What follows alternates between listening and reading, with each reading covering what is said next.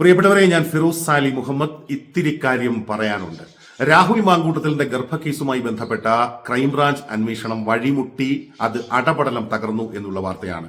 അപ്പോൾ ക്രൈംബ്രാഞ്ചിന്റെ മുൻപിൽ ഇനി എന്തൊക്കെ വഴികളാണുള്ളത്? 2 വഴികളാണ് ക്രൈംബ്രാഞ്ചിന്റെ മുൻപിൽ ഇനി ബാക്കിയുള്ളത്.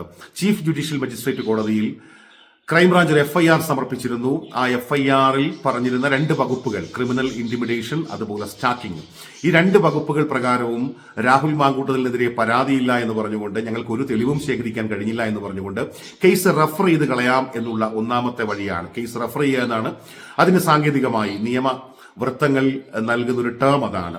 ഒന്നുകിൽ അങ്ങനെ ചെയ്യാം, അല്ലെങ്കിൽ ഞങ്ങൾക്ക് ഇതുവരെ തെളിവ് ശേഖരിക്കാൻ കഴിഞ്ഞിട്ടില്ല, ഈ കേസുമായി ബന്ധപ്പെട്ട് ഞങ്ങൾക്ക് കൂടുതൽ സമയം വേണം എന്ന് കോടതിയെ ബോധ്യപ്പെടുത്താം. സ്വാഭാവികമായിട്ടും കോടതി കൂടുതൽ സമയം കൊടുക്കുമായിരിക്കും. ഏതായാലും ഇതാ പരാതികളുടെ പ്രവാഹമെന്നും പരാതി പ്രളയമെന്നും ഒക്കെ പറഞ്ഞെങ്കിലും ഒരു പരാതി പോലും രാഹുൽ മാങ്കൂട്ടത്തിനെതിരെ ഉന്നയിക്കാൻ ആരും, ഒരു പെൺകുട്ടിയും തയ്യാറായിട്ടില്ല എന്നുള്ള ഇടത്ത് തന്നെ സ്വാഭാവികമായിട്ടും ഈ കേസ് അടപടലം പൊളിയുകയാണ്. അങ്ങനെയാണെങ്കിൽ രാഹുൽ മാങ്കൂട്ടത്തിൽ സജീവ രാഷ്ട്രീയത്തിലേക്ക്, കോൺഗ്രസിലേക്ക് തന്നെ ഏത് നിമിഷവും ഏത് ദിവസവും തിരിച്ചു വരാനുള്ള സാധ്യതയുണ്ട്. അതിനുള്ള സാധ്യത ഒരുങ്ങിയിരിക്കുന്നു എന്നുള്ള ഏറ്റവും സുപ്രധാനമായ വിവരം.